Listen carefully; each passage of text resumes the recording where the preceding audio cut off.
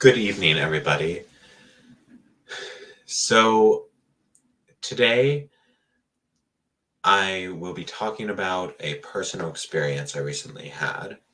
I spent 1 week in Guatemala on a humanitarian trip, and I want to talk about what I learned from that trip. So, first things first, why was I there?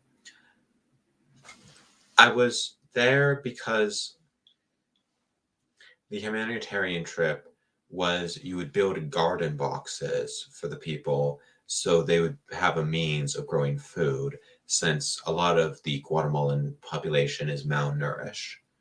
That was the idea. So you spent 1 week in Guatemala building garden boxes for the Guatemalan people.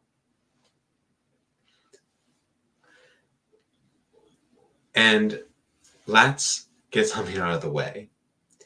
I apologize for the vulgar language, but sometimes you just have to say it like it is.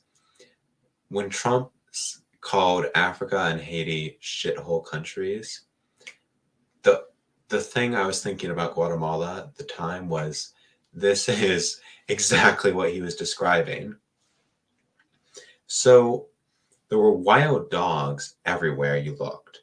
They had these stray wild dogs everywhere.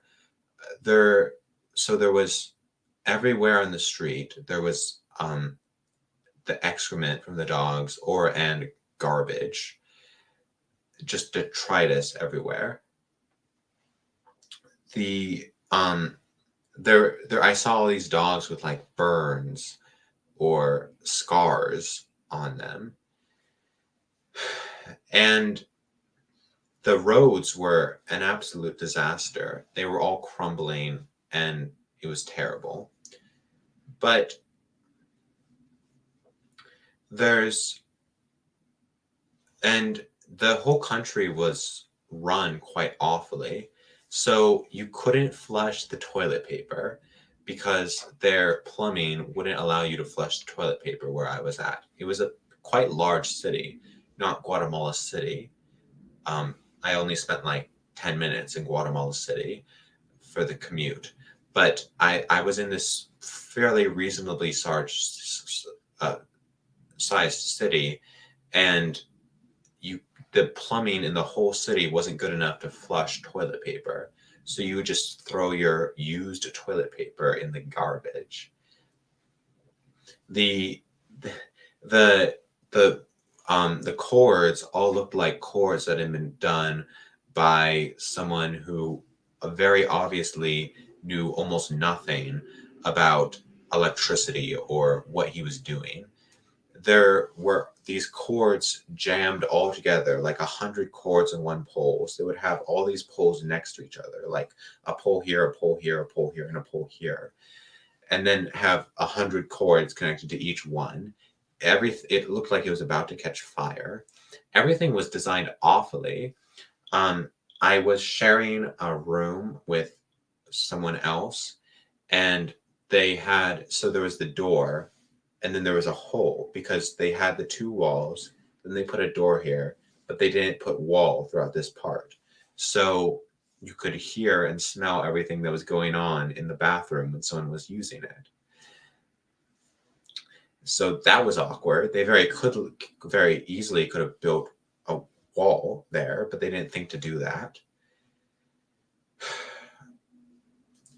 And their their farming techniques, they were using farming techniques from the medieval era. So it's not like in America how we have the big machines and all of the tractors. Not only did these people not have tractors, but they didn't even have animals. They didn't have horses or donkeys or anything like that, or even trained dogs. Though I'm not sure a dog could plow a field, but they sorry for the I guess that was a stupid thing, um, but they would push they would plow by hand. They would push it themselves, the people, and you saw them doing this with the big scythes to cut their corn. Everyone just ate corn, and they used medieval era techniques to get their corn, they were so far behind everyone else, or at least everyone in the West, I should say. The West, and China, Japan. Um,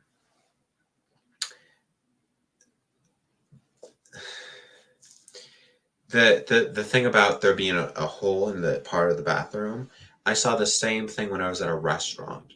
So we were at a restaurant, and when we were there, they had a bathroom in the restaurant, and it was a small restaurant, but you had the two walls, the door, and then no wall here. So everyone could hear and smell what was going on while they were eating because it was a small restaurant. And they just didn't think to not design their buildings that way. So they were using medieval techniques. Everything was falling apart. Um, you Everywhere you went, there were these panhandlers selling garbage, like oftentimes little kids selling junk.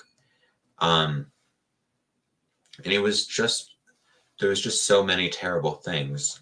I could go on and on for a long time. But why is this happening? Well, I think there's a very important point I want to get to. So, do I believe in Christian nationalism? Yes, I believe everyone in the world should be a Christian. Um, but I think a lot of Christian nationalists oversimplify it, saying, "Oh, Muslims are so terrible." But yet, there's something important I want to talk about.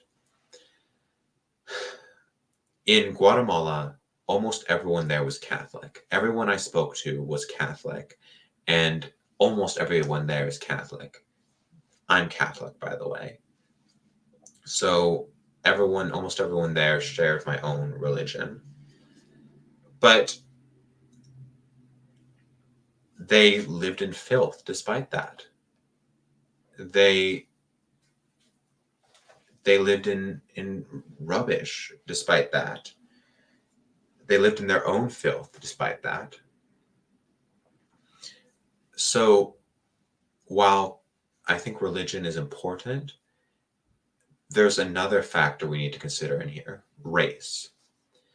So there was a scientific study done, and they ranked IQ like this: Jews, Asians, white people, black people, Hispanics. And time again, we've seen that the groups with higher IQs do better than the groups with lower IQs, regardless of religion. For example, China and Japan are great places to live. China is like the biggest threat to America, and Russia and China are considered the two biggest threats to America's status as being the one world superpower. The one world superpower, as certain people call it. And none of those three countries are Christian, majority at least. Well, excuse me, China and Japan aren't Christian majority. When you look at the Netherlands are some of the least messed up places in the world. A lot of them are atheist majority countries. While I look at a place like Guatemala, and they are almost exclusively Christian, but yet everything's terrible there. That's because the Netherlands is a white majority country, which has a higher IQ. China and Japan are Asian majority countries, which have the second highest IQ. And Guatemala is a Hispanic majority country. And Hispanics have very low IQs, statistically speaking. Of course, there are outliers in all races, but overall, and to be clear, I don't think we should judge people on an individual level. I have black friends. I have brown friends. And I don't judge people on an individual level, neither should you.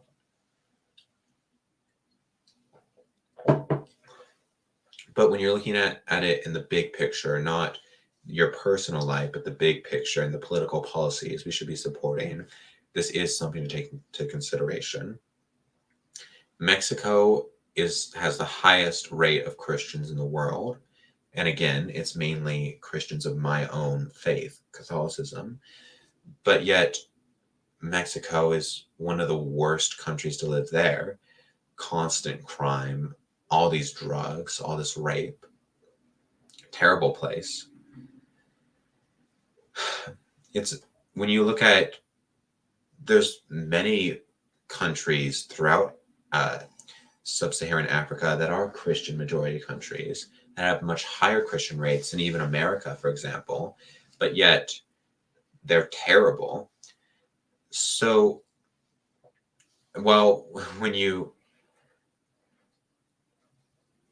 what I'm getting at here is that religion is important. We should strive for a Christian world, but at the same time, we need to consider race as a factor.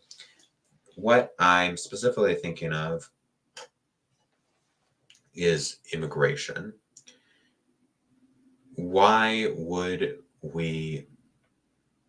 I believe that we should take race in as a factor with immigration issues. For example, why should we not let Mexicans in through our southern border? Or why should we not let Arabs and blacks in from Africa and the Middle East? Well, I don't think it's just economic discussions purely, or discussions of legal versus illegal, rather. I think an important discussion is that they're making white people a minority by doing this, or helping to make white people a minority in America.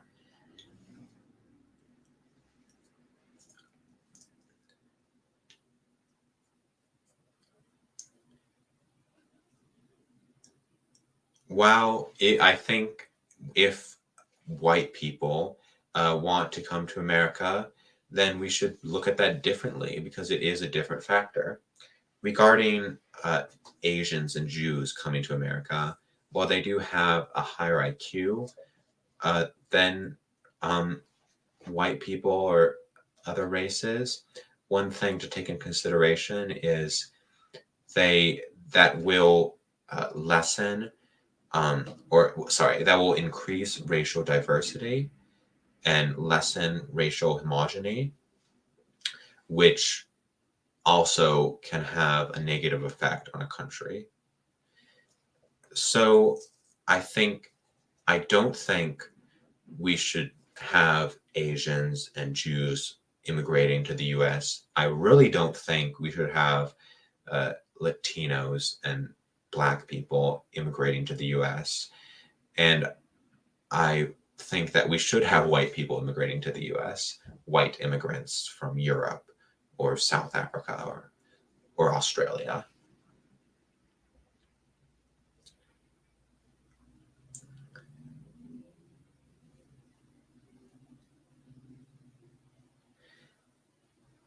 And again, we should just be talking about this with political policies. I don't think we should view the Black people who have been living in America for hundreds of years with hatred because I don't think they're bad at all. I just think overall, too high of a rate of um, non-whites can be a problem, and too much racial diversity, not enough racial homogeny, also can be a problem. Both of those things can be problems when they become large-scale issues, like is happening in the U.S. and like has really, really, really happened in Europe. Whew, I'm glad I'm not living in Europe right now.